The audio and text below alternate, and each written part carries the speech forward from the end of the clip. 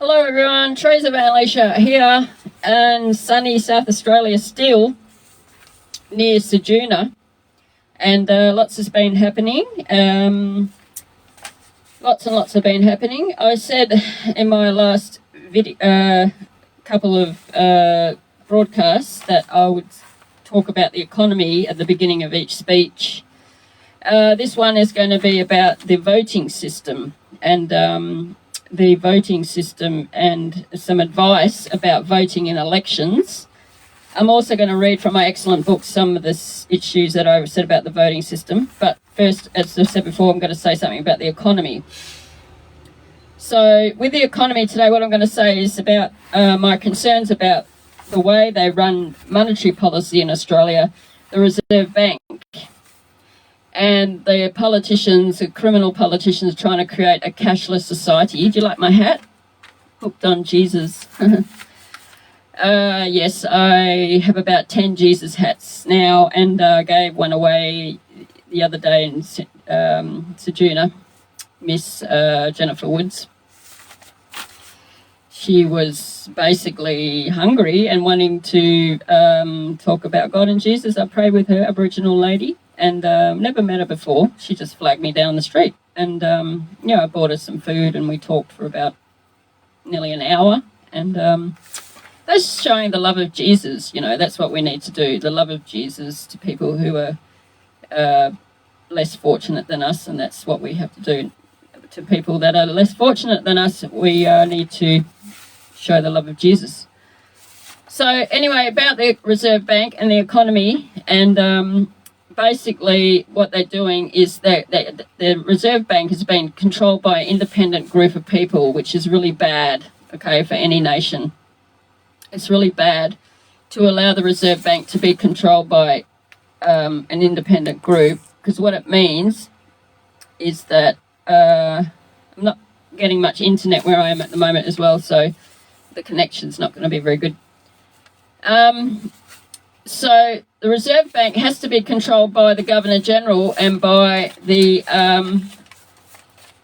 Governor-General and by the politicians, by the Parliament. Otherwise, they don't have any monetary policy. Now, I know a lot about economics. I've taught and studied economics for many, many years, 30 years. I know more about economics than any of those political people by far. And we have to control the Reserve Bank, and it has to come under the control of the Governor-General and the politicians, and they should be setting, well, I would if I was the Governor-General of Australia, setting a 1% Reserve Bank lending rate. And I also worked in a bank before I became a teacher, so I know a lot about banking. We need to set a Reserve Bank rate of 1%, and then a home-owned loan on no more than 1% on top of that, so that all home loans in Australia will be brought down to 2%. And that's having effective monetary policy. Obviously, that's going to have effect on savings and investments, but it's not the role of banks to make multi-billion-dollar profits, is it? It's not the role of banks to do that. So that should never, ever have happened, and that's really criminal to actually do that and allow that.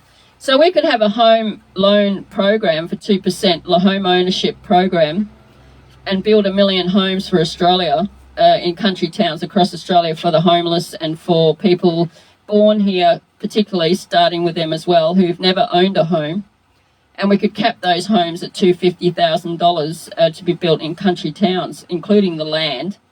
And so it all can be funded through the Reserve Bank and the Commonwealth Bank, which used to be a state Commonwealth government-owned bank, but they privatised it. So that we control that bank, and then all that funding, all that lending, that home-owned lending for 1 million homes can be funded through that. It doesn't cost the public anything.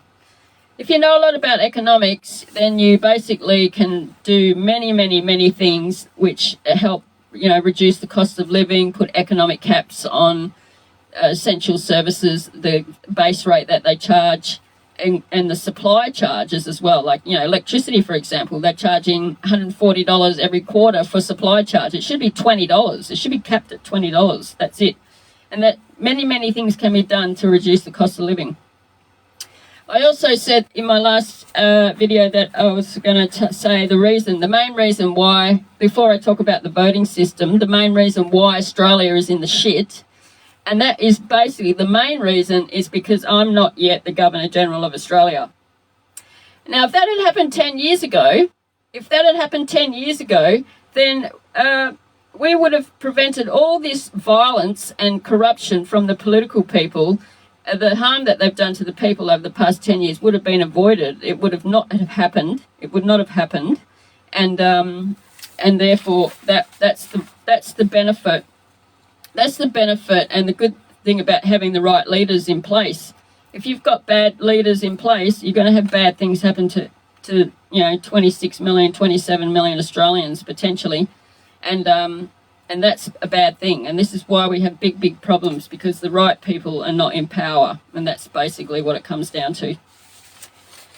Okay, I'm going to talk about the election. I'm in my travelling vehicle here. It's my motorhome bus. That's my travelling vehicle. And where I am, there's no internet except for at the Ampol. And you have to be I'm parked right next to the Ampol to get the internet to be able to do this, so I've decided to do it inside the vehicle. Okay, talk about the election coming up on the, the 4th of May, Saturday the 4th of May. Sorry, is that the 3rd of May? Sorry, Saturday the 3rd of May. And so many problems with Australia's electoral system and voting system, so many problems. I don't even have time to go through them all probably. I wrote about a lot of these problems in my book, which I'm going to read a bit about it. Many problems with the voting system. You know, in the law, they put it... That's why it's not my number one policy on my website, voterrightsparty.com. That's my number one policy. Got a little bit of sun coming through there. I hope it's not affecting the recording. Anyway, there's... on my number one policy on my political websites, have a new voting system. And a voting system in a nation should benefit only one group of people, and that's voters. That's it. It should benefit voters. So I said we need a new voting system where the public goes into public polling places and they have they put their have laptops set up in public polling places, and they go into polling to vote into locations. And also it could be over like a period of time, it doesn't have to be on one day, it could be over a period of time. And the voter has to go in and they get ID, their name checked off and all this, so it's all done with ID. And they put their, have a voting system on the computer system. And now, before you argue about that or complain about that, the voting system already is on the computer system. We already have a computerised voting system. It's just the government people are putting those numbers in the computer. Okay, so it's already computerised. So, but if the system that I created on my political website, and have a look at it, number one policy, that the public goes into public polling places and they have laptops set up and they have a software program where the voter puts in by their own hand into the computer, put by their own hand the numbers. So if you've got 8 candidates on the green ballot paper, which is the Lower House Legislative Assembly, and you number all those boxes by your own hand, 1, 2, 3, 4, 5, 6, 7, 8, according to your own decision, and then you get a print receipt of your own vote in your own hand. So you get a paper copy of the printed of the vote that you put in the computer in the laptop, and you get that receipt and you keep that receipt. That's a record, a paper record of your vote. Okay, how you number the boxes, and the same for the white ballot paper as well, which is the upper house, the Senate, so that you put it in all numbers, and therefore there will be no informal voting. There won't be any informal voting that way. So all the votes will count. So you keep that copy, okay, and that goes directly into to be observed by a group, like an independent scrutineering period of 48 hours, and that team, they look at all the votes and before it's published. Now, do you know, under the current law, the electoral law 1918, we have it in the law for two-party preferred Liberal Labor, two candidate preferred. But in the actual law, do you know, and on the in the law and on the Australian Electoral Commission website, it says that they're not allowed to broadcast any results the Australian Electoral Commission is legally not allowed to broadcast any results for 3 days after the close of poll, the 6 p.m. close of poll, and they've got that on their website.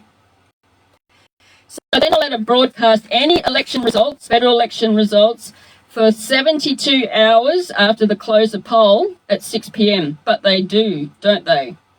They doing that illegally. They give they send the first preference votes to a tally room, and that tally room then is looked at the media, and the media broadcasts so-called wins, Liberal Labor wins, within 1 hour of the 6 p.m. close of poll, which is actually mathematically impossible to do. But they do it. They say, oh, Liberal Labor won this seat, that seat, da-da-da-da, mostly, isn't it? So that's very corrupt, the way that they run that. And they're instructed under the Electoral Act of 1918 for a two-party preferred and a two-candidate preferred. And even on the Electoral Commission website, they have stated two-party preferred, two-candidate preferred, major parties. These are the words that they use, and they specify the coalition, Liberal and the Nationals, and Labor. So that proves 100% that it's already fixed and rigged for Liberal and Labor and the Nationals and the Greens, because those four just toxic parties have just corrupted everything in our nation. There was over 50 federally registered parties, but now that's been reduced because a few years ago, which I wrote about in my book, they increased, the criminals in our parliaments increased, the minimum number you could have for a registered political party was 500. And they increased the number that you need for a federally registered party from 500 members to 1,500 members.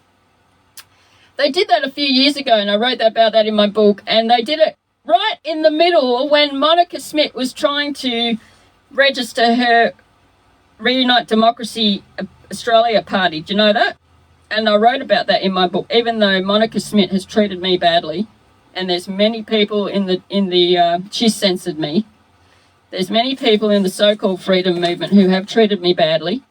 And independent media people calling themselves independent media people who've never interviewed me, never promoted my political work, never supported my attempts to become Governor General. And when I was put in prison without trial for 7.5 months for saying Governor General, they did nothing and said nothing, even put my life in danger because of that.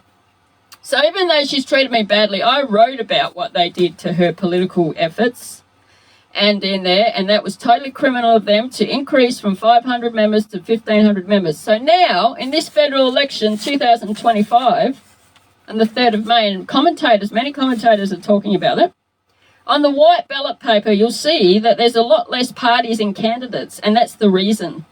They deregistered a whole bunch of parties, political parties. There was over 50 federally registered parties, and those four parties, four toxic parties, they increased to 1,500. So now the white ballot paper, the federal Senate ballot paper's got less political parties and less candidates. The green ballot paper, which is for the House of Representatives, still has some electorates less candidates, some only 4 and 5. But some other electorates have got, 7 or 8 or 9 candidates, which is good. So there's lots of corrupt and criminal things that they do to keep power and to stop voters having rights. Other things they do is they make candidates pay $2,000, hand over $2,000 to them, to the Electoral Commission, just to go in the ballot, a federal election ballot. I had to do that for many years. And that's totally corrupt and criminal as well. The people running the Electoral Commission and the managers, they should be just refusing to put Liberal and Labor and the Greens and the Nationals on the ballot paper. That's what they should be doing. That's what I've said years ago to them. So they have these candidates' fees. Also, before Christmas, and the electoral funding's all criminal as well, all that electoral funding. Before Christmas, the criminals in our federal parliament increased the amount that they give for a vote from about $3.70 per vote to them to over $5 a vote. That was their priority before Christmas 2024.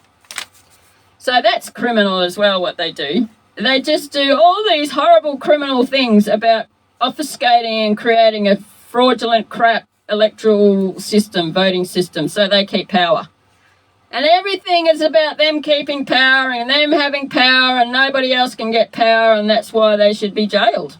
And that's why their political parties should be deregistered. The 4 toxic political parties in Australia are Liberal